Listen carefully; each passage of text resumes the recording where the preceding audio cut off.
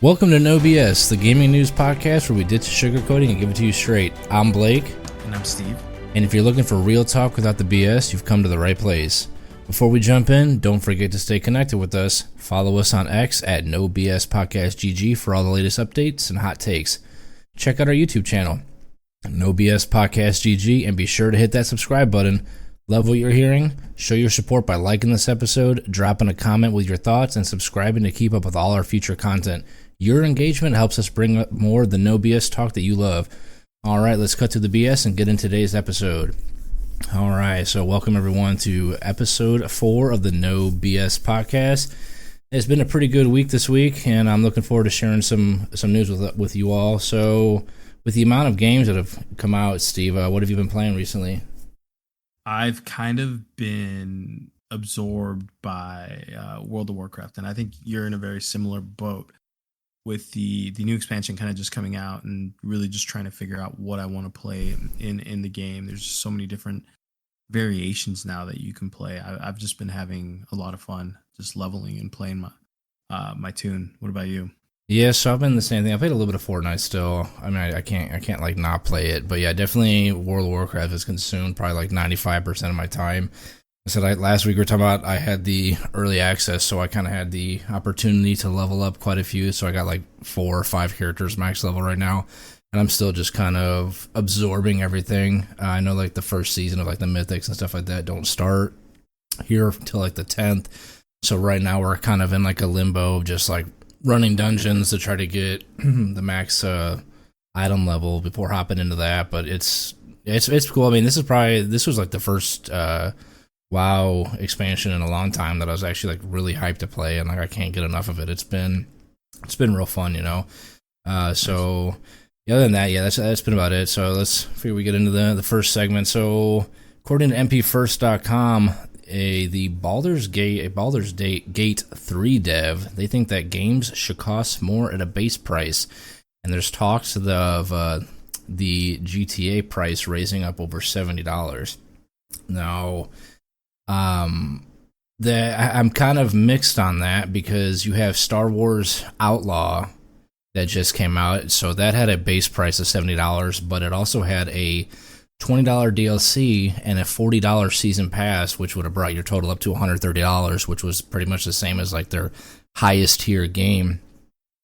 And the thing is, I know we kind of talked about this a little bit. It was like, you know, with these higher prices, like I'm okay paying a premium price for a game, but the game needs to be premium if that's the case. Like Star Wars was given, a 7 by IGN, and after reading reviews, like they're extremely skewed and extremely mixed, and then even going as far as like a lot of the reviewers question the authenticity of other reviewers, and their biggest gripe about the game is that it's just boring and bland, and it's not a $70 game.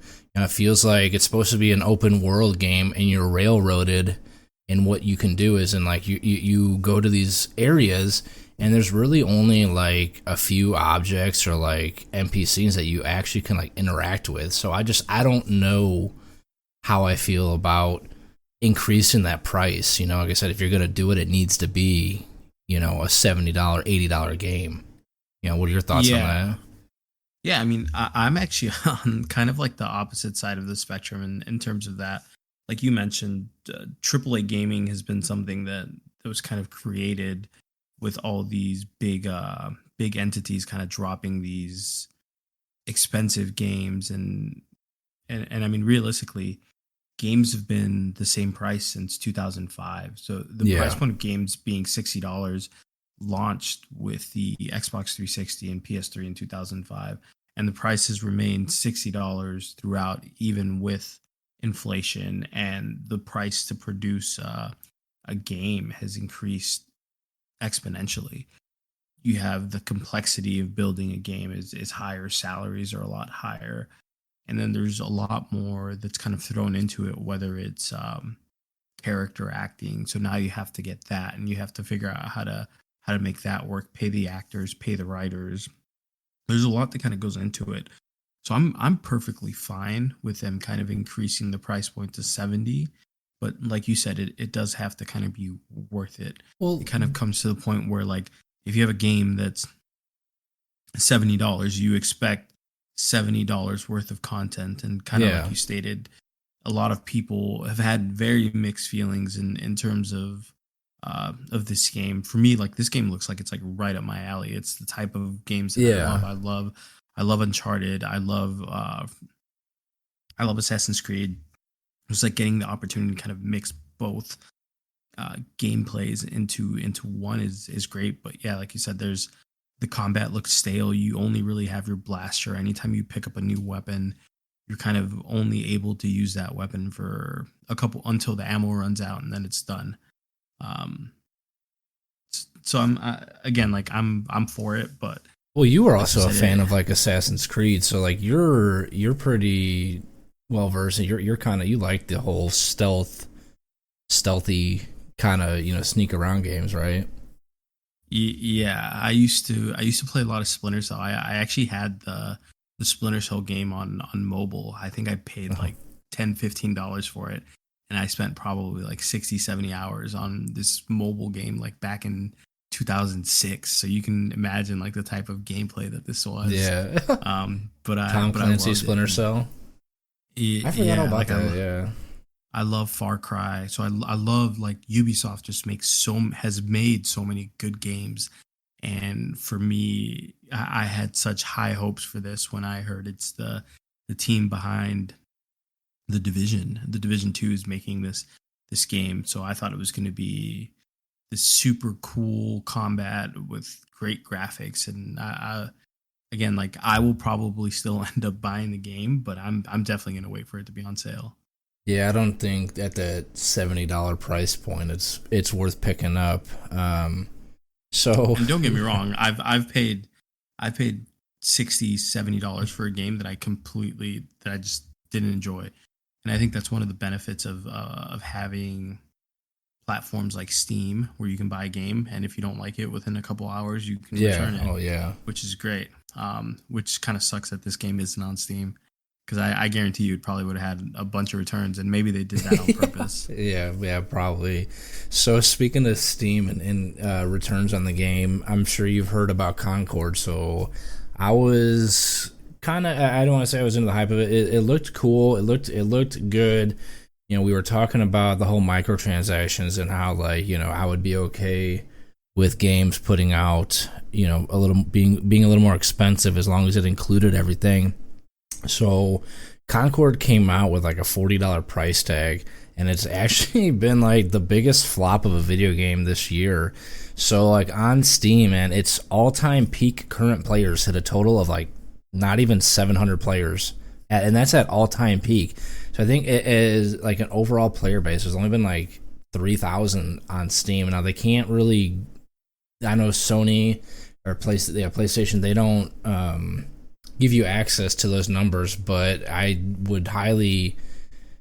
doubt that it would be much higher than that. And it's only sitting on Steam between 1 to 300 people at peak.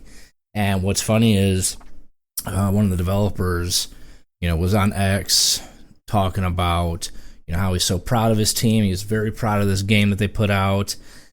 And right afterward, everybody started bashing him about the game, and then this same developer ended up going on like a tirade, basically saying that anybody who didn't like the game, they were talentless freaks.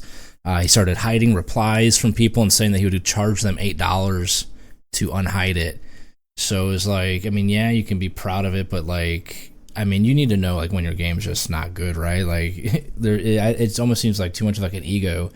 And like the biggest gripe about it, I guess, was just that the game just came out at like the wrong time. I mean, we have so many hero shooters that, and I guess like the game was in development for quite a while, and they actually wanted to like put it out like a couple years ago, and it just never did. And they did it now, and like you say, you got Overwatch and other hero shooters that are coming at a free to play price tag. You can't compete with that. I think this is a perfect example of when gaming companies they take too much out of the data that they're collecting, and this is a perfect, like you said, a perfect example of this, where it's the development of this game, I think, started a couple days after Overwatch was released, they saw the success that Blizzard had, and they were immediately like, okay, let's do that. Let's make a game exactly like this. And you saw as soon as Overwatch was released, all the different copycats that kind of just started coming out in Like terms of the Paladins. hero. Well, yeah, Paladins and a bunch of. I think Apex was very similar as well.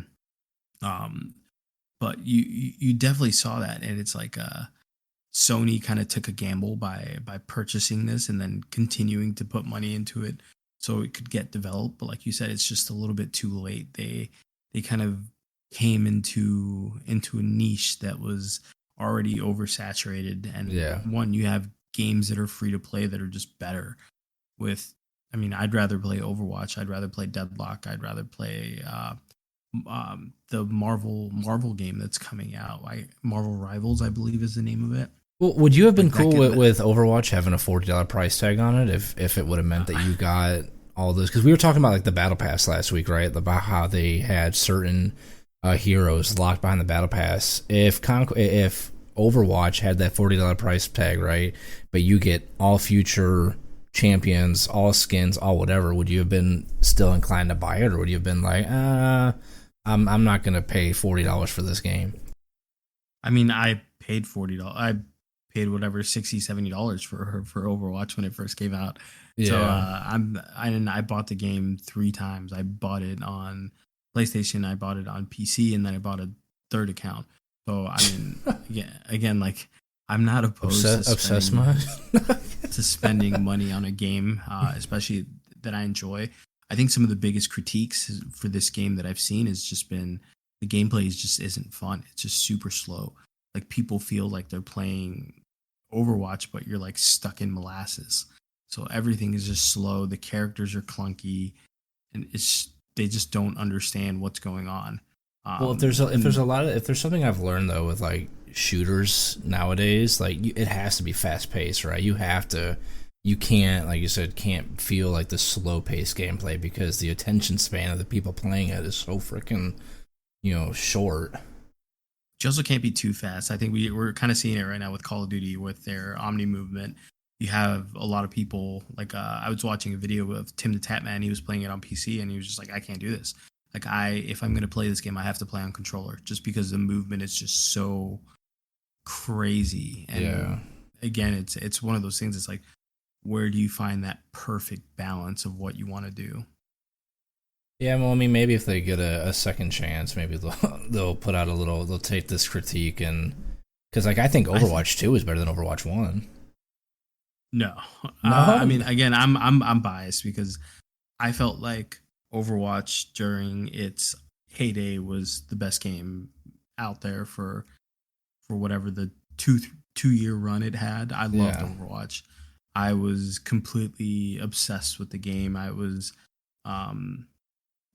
deeply involved in the esports scene and talking with people that were playing in contenders and people that were kind of aspiring to play in the Overwatch League. And then again, those big, I think Overwatch was the first game for me that kind of got me into the whole esports scene, and getting a chance to see some of those games live was pretty crazy. Yeah, no, you're the one that got me to buy Overwatch at first too, because I'd never even heard of it. And you're like, yeah, man, you need to hop on this game and try it. I mean, it was fun, And the thing I think that and kind of wrapping this up, just last thing, the thing I think that kind of separates Overwatch and Concord too, it's I think Overwatch does a good job of telling you about their characters and giving you some of that personality and letting you connect with the characters, versus Concord didn't really do a whole lot of that. They kind of just threw you in there, and they say they're going to release cinematics on like a weekly basis, but it's kind of too late at this point. Yeah, people already dislike the game, and they're not going to want to play a game and get sucked into these characters when they already dislike the game. Yeah, but Blizzard has a history of doing a good job though with character drawing you into them. So maybe it's just a difference of developer. Maybe if Blizzard made, a new one, it would have been better, taken. I don't know. Yeah, I mean, Blizzard does a good job at releasing games. They just do a terrible job at supporting them. Yeah. So speaking of the sequels, man, there was an article put out by Games Raider that said basically sequels rule because that's when the devs can make the game they want. So I kind of agree. I'm mixed on that, but I'm leaning more towards agreeing with it because there are like a lot of these games, like their first time that they're being developed. I feel like they're kind of pigeonholed into being developed like a certain way, and if the game is a success and they're able to make that sequel, I feel like that's when they can really put their personality into the game and put out the game that they really wanted to do first. So just real quick, I wanted to mention some games according to some polls online that they thought were better than the original. So you got Assassin's Creed 2, Red Dead Redemption, Halo 2, and Mass Effect are amongst those.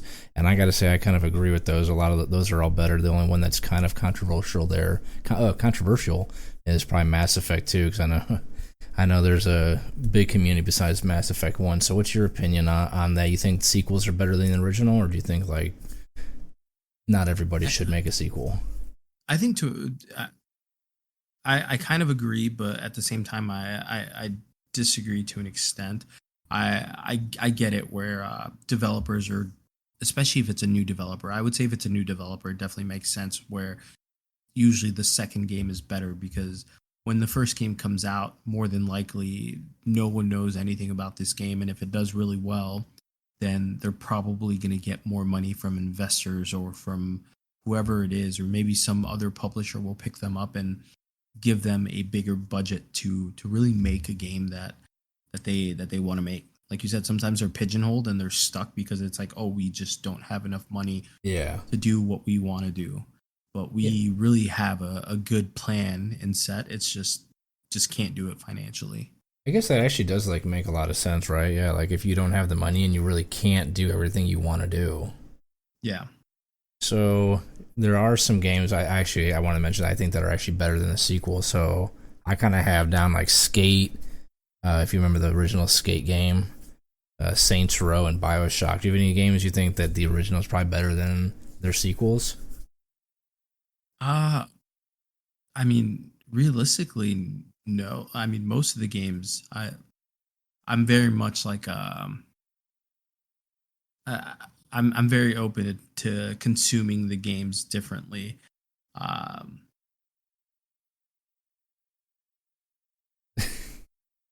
Oh, I gotcha. Yeah, it's hard. It's hard to think of a lot of originals that were better than the sequel because, like you said, a lot of those sequels like they got more money to put into it, so they just end up becoming better. So speaking of sequels, man, so Sega had asked fans of the game Yakuza Like a Dragon if they wanted celebrities like Keanu Reeves, The Rock, Mark Hamill in the game in the future games. So I've never really played this game, so can you kind of like just give like a brief description of the game and like all that? it's so this is it's like a classic JRPG where it's very focused on the story.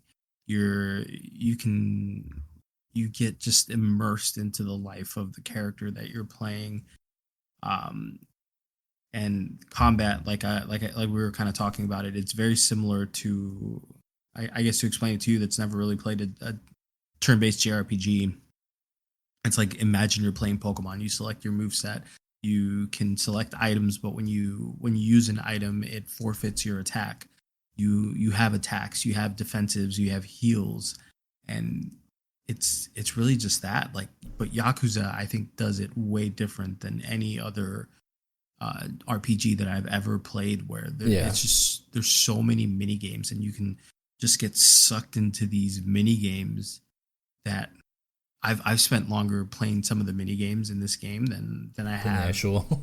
than the actual game. Like it's crazy. Well, you Like were whether it's saying about you just think it might be game of the year, right? yeah, it's just I haven't played the newest version, but I played the one that came out. I think it was 2023, 2022, and it's incredible. Like I said, I spent hours just doing the can pickup or the karaoke or doing the business proposals and Yeah. talking to the board. Like it's just so fun and it's funny. I don't know if you watch anime, but it sometimes some of the cutscenes just feels like you're watching just a show at that point. Well, if it does become game of the year, you guys heard it here first. Steve says it's going to be game of the year. So It's a close contender for sure, at least for me. So I actually think it'd be kind of cool, man, if more games included celebrities in them.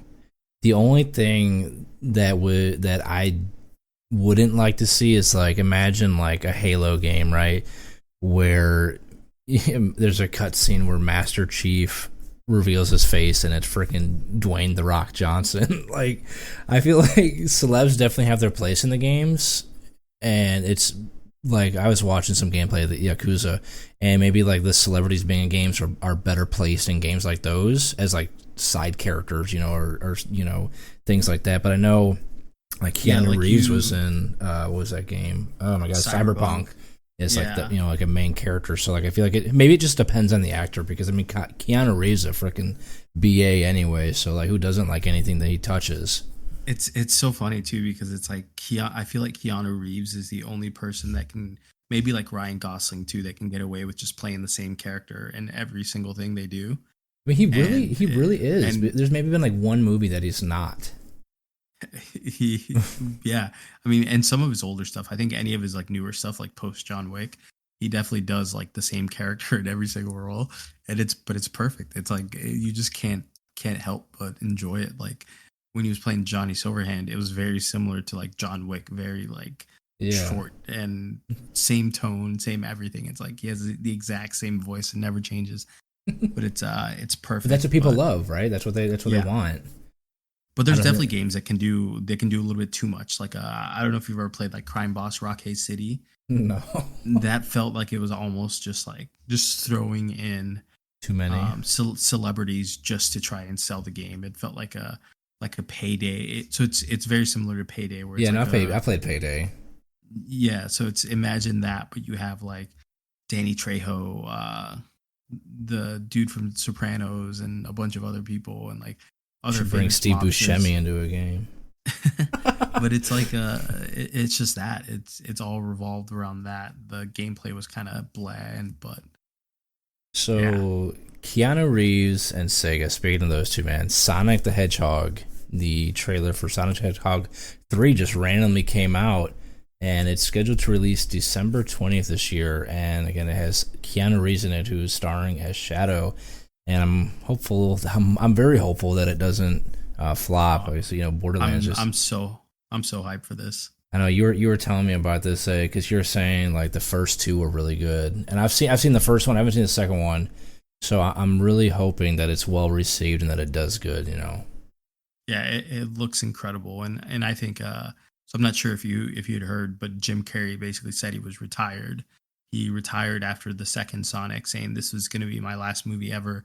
Yeah, and I guess when they approached him with the idea and told him, "Hey, we're bringing Shadow, Keanu Reeves is going to be on it," he just jumped on the opportunity to kind of come back and do one more movie, which I think is awesome. I think if you have a movie that's good enough to kind of bring a character out like Jim Carrey, I'm super excited. The trailer, the combat looks better than ever. Shadow looks incredible, and this is one of those these developers that really paid attention to their fans. I don't know if you remember when the first one was being developed and they released a trailer, and people just hated the way. Yeah, they hated the way he looked. Yeah, no, I remember that. They had to change it instantly, right? yeah, they changed it. Then they released a new trailer, and people were like, okay, this is pretty cool. I like this. And yeah, they were going for more of like that realistic, right? They were trying to like make it just too new age. Make them look too real. Yeah, but again, I'm super hyped for this. I played a little bit of Sonic when I was a kid, but I never got too deep into it. But I've always enjoyed Sonic the character. Knuckles has always been super badass to me. Shadow, same thing. So getting the opportunity to see this, I think is gonna be great. The people they have playing the characters, you just can't ask for anyone better. I think they did a perfect job in casting this. Yeah, I mean, it's definitely not going to be no Borderlands. Yeah. I mean, I've been a fan of. I played Sonic back in the day on the Sega. So I think this is probably going to be the one movie that I actually am going to go out and watch this year that's game related. Like I said, I was going to watch Borderlands, and then after seeing the reviews, usually I like to wait for the movie to come out first and get a review before I go. So I was like, really glad I didn't go see that. But after seeing the trailer, man, I mean, it looks really good. So it might be one that I go see right away before all the reviews come out. Because then again, sometimes reviews don't really do it justice. But who knows? Yeah. So recently they had the esports awards, right? And I guess there was quite a bit of controversy around one of the main awards. So that one was the Streamer of the Year award, and so that went to Samantha Trevino. She's a streamer from, I think, Mexico, and so she was on a list that included streamers like iShowSpeed, Jinxie, and Kai Cenat. And I guess it's like a lot of people, I mean, don't really know who she is. I mean, I was kind of looking at her social. She has like 5 million plus followers on X. I mean, she's pretty big, and I'm wondering if it's just one of those things that, because she's from another country, that like people are like, oh, how did she get it? But like you got like Kai Cenat, dude, pulling in streams of like 20,000-30,000 on freaking Twitch. So it's like, how does somebody like that like not win? I think the thing that people are forgetting is that this is at least this specific category in the esports awards was largely based on user voting. It wasn't the committee voting for this. And I don't know if you saw, but Rivers won it in 2023 as well. So Yeah. I wonder if she was just campaigning a lot harder than whether it's Kai or Speed. Like you said, I think Kai is probably the biggest streamer in the world right now, either Kai or Speed. I mean, he gets freaking Kevin Hart coming on his stream. He's talking to T-Pain and all these other people. I mean, the dude goes like above and beyond. Like I said, I do like Show Speed and Jinxie, but I think like Kai Cenat 100%. I should have had that, But I don't think they promoted this award whatsoever. No, I never even heard about it. I think the reason there is such a big upheaval regarding this is because of the age of Kai and Speed's fans. Most of them are younger, and them, like you were saying, what do you mean? Like these guys get 100K plus viewers regularly. Yeah. And Rivers, I mean, still getting 15K average viewers is still that's still a lot, but it's definitely not anywhere near Kai or Speed. But again, I think what she probably did was kind of promote it a lot more versus Speed and Kai they probably didn't even know what was going on realistically. I mean, they got their chance next year, hopefully. Hopefully they're still around streaming. I mean, I don't see them going anywhere.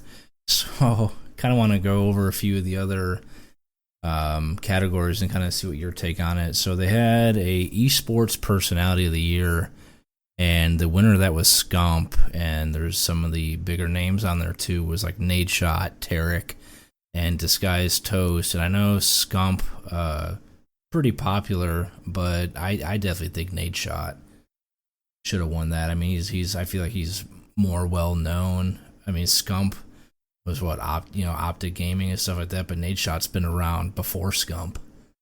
So I thought, definitely he's the one that I feel like he should have taken that home this year. Yeah, and I'm not super big into the esports scene anymore. But again, I like you said, I think Nadeshot is kind of synonymous with esports. Scump as well. I mean, Scump being I think arguably one of the better Call of Duty players of all time. Yeah, I've barely seen any of his content realistically, but I definitely see a lot of Nadeshot TikToks. That's what I see him a lot on too. Yeah, I think I definitely see a lot more of him. So for me, it's either. I mean, I'm fine with whoever won for this one. Okay, yeah, I mean, I can respect that. So then they had the esports content group of the year, and the winner of that was Seoul Esports, and they're out of India. And on that list, when I mentioned they had G2 and Fnatic, I've never even heard of Seoul Esports. Maybe that's just because they're out of India. but I have heard of G2 and Fnatic, and I know that they do put a lot of content out there, so that kind of surprised me. But like knowing, again, like I said, this, I don't know like how well advertised all this stuff was, I but mean, this is based off. So all these are based off committee voting. But you also had like T1, which is Faker's group, Offline TV, yeah, which is Disguised Toast group with Skara and a bunch of other big streamers. But I think it just goes to show you how big the world is and how big gaming is starting to become all over the world. yeah, Where it's you no have longer just like the Seoul, United States, it's everywhere. yeah, and India's huge. Like India has billions of people in that one small space. It's probably the size of the US, maybe like a little bit bigger, but still it's like a billion plus people. I don't know what the number is at for India, but I'm sure it's like 2-3 billion now. I was And definitely up there. Yeah.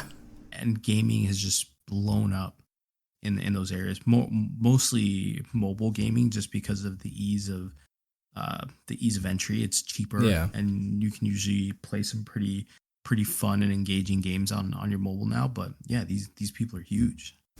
Well, like I think a good sign too to know like how big esports and gaming in general is getting is like we talked, I think our first or second episode about how esports are coming to the freaking Olympics, and you can't have an Olympic sport that's not popular in all these different countries. So it's very interesting. I think it's a crazy freaking time to be alive to experience this, because I don't know about you, Steve, but like when I was a kid, when I used to play video games, man, I wanted to go pro, man, I wanted to play them competitively, and it was no, go to college, go get a normal job. So like to see that it's this popular, that it's becoming this well known around the globe is just like astonishing. And it's like, if only people would have taken it seriously back in the day, who knows where to be now, and who knows what the future holds with it too. Yeah, I definitely don't think that this was in people's thoughts back then, when like my parents used to yell at me and say, "You're just wasting time playing video games. Like, why are you on the computer so much?" And again, like everything is revolved around the internet, and I think gaming is just such a big piece of the internet. Like, I think I've learned so much through gaming, and I think we talk about this all the time, but yeah, gaming is in such a great place right now, and I love it.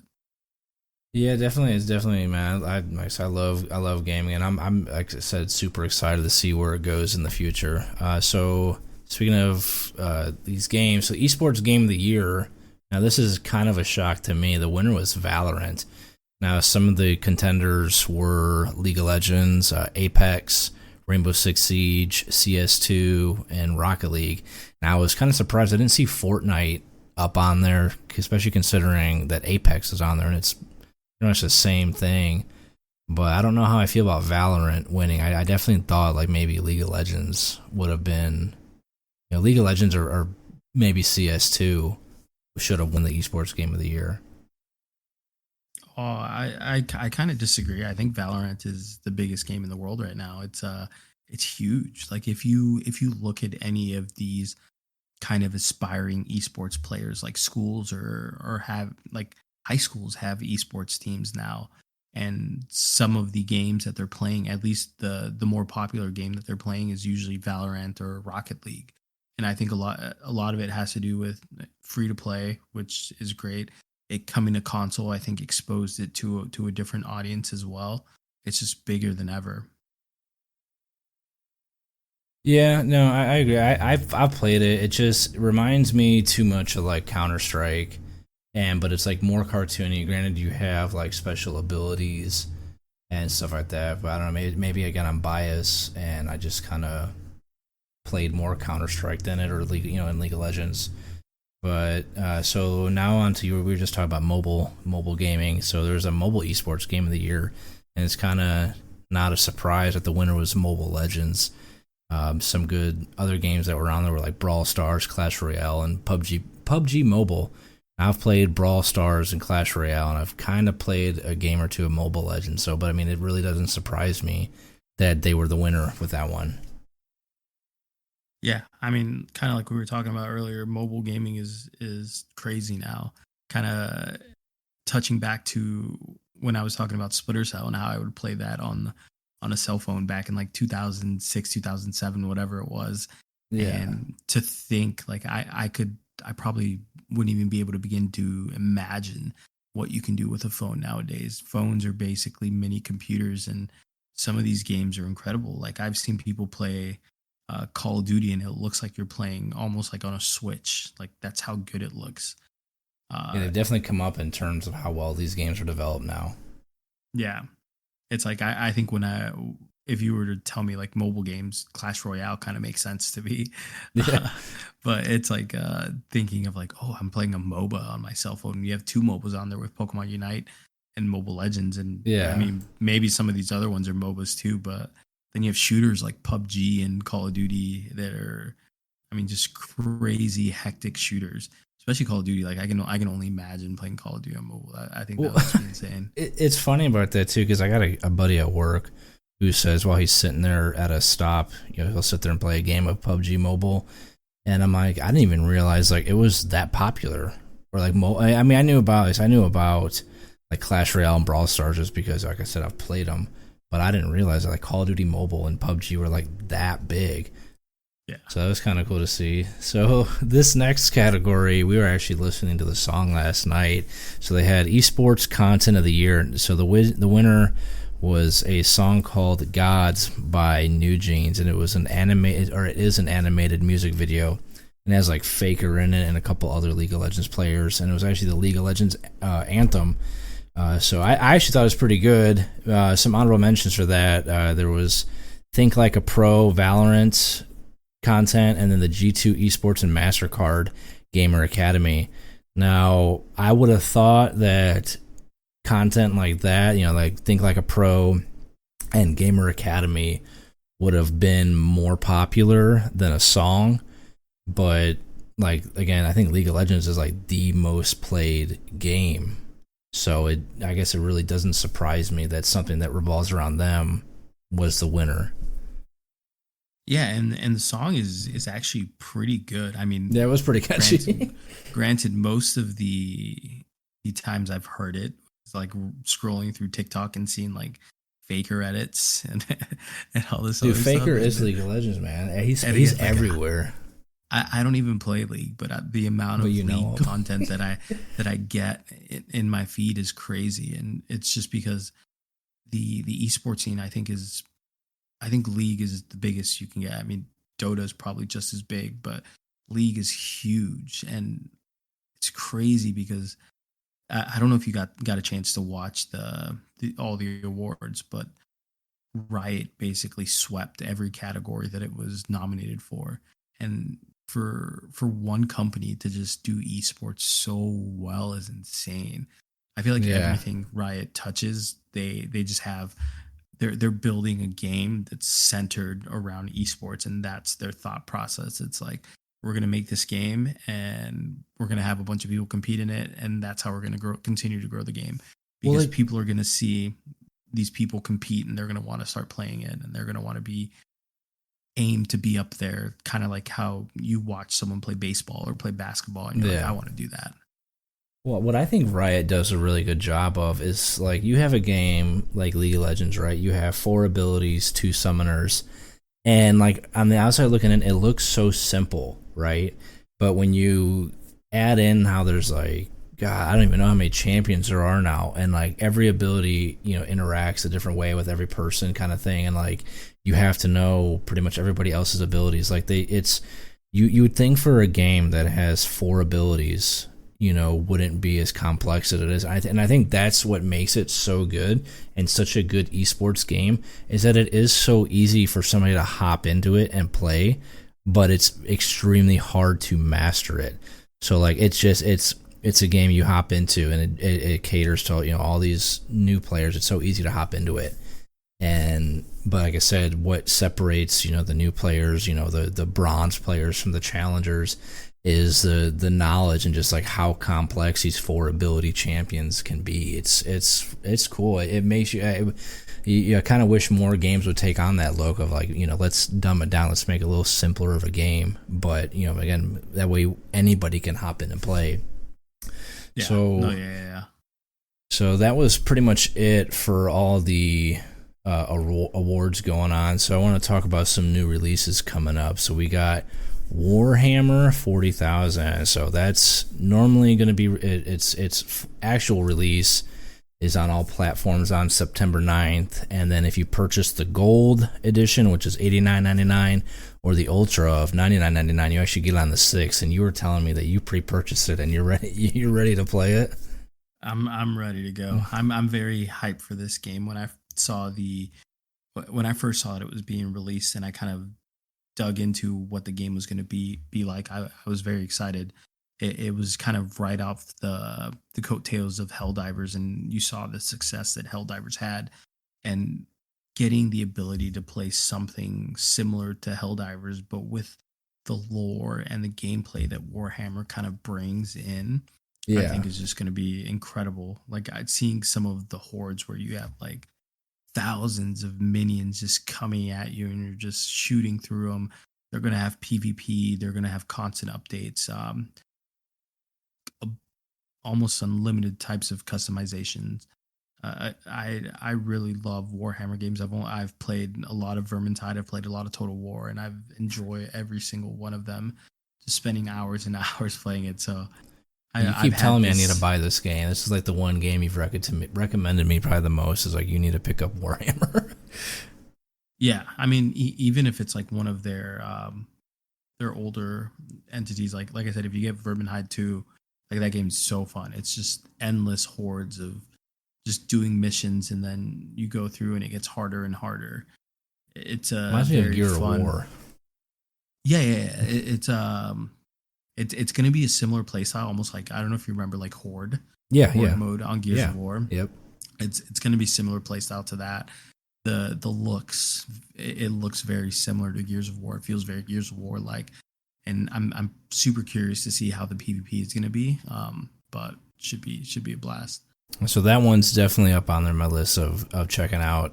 We got Harry Potter Quidditch Champions coming out September 3rd, and you were saying it actually doesn't look that good. So that's coming out on all platforms, including the Switch. So what were you gonna say?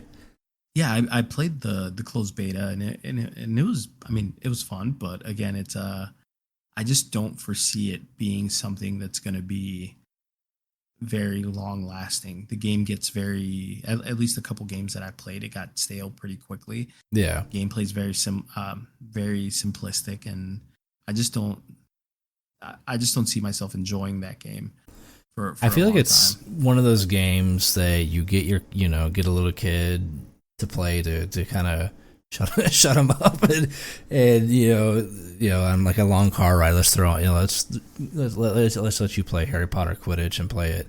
I always thought that they should have had a Quidditch game. I played the was it Harry Potter was it Legacy, and I was like, man, it'd be really cool to really like play Quidditch against other players.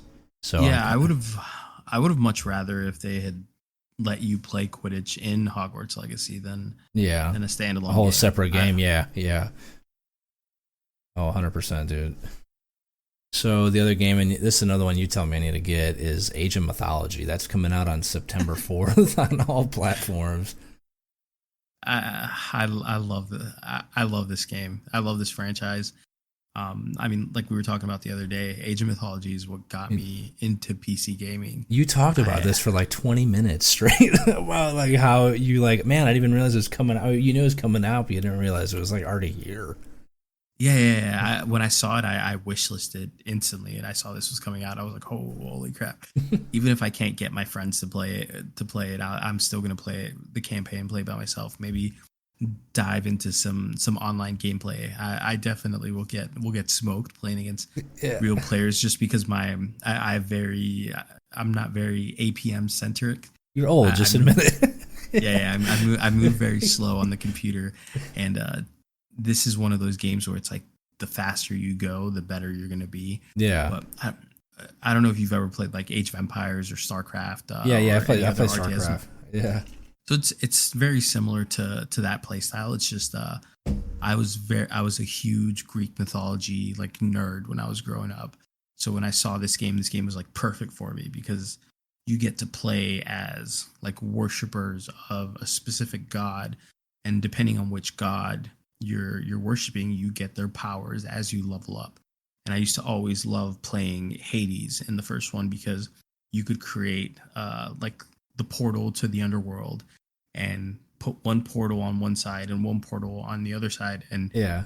all your people would just instantly transport to the other side.